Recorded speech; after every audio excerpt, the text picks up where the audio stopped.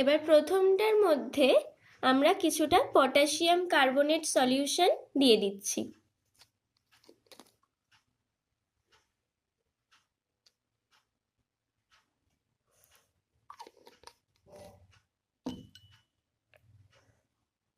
তো দেখো বর্ণটা কিছুটা লালচে হয়ে গেছে।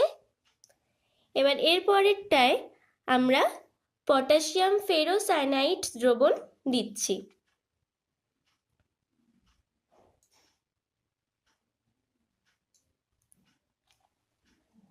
এটার কালারটা দেখো প্রুশিয়ান ব্লু কালার হয়েছে।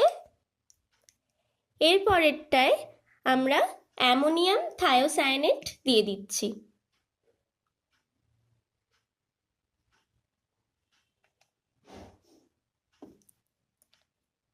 এটা দেখো পুরো ব্লাড রেড কালার হয়েছে।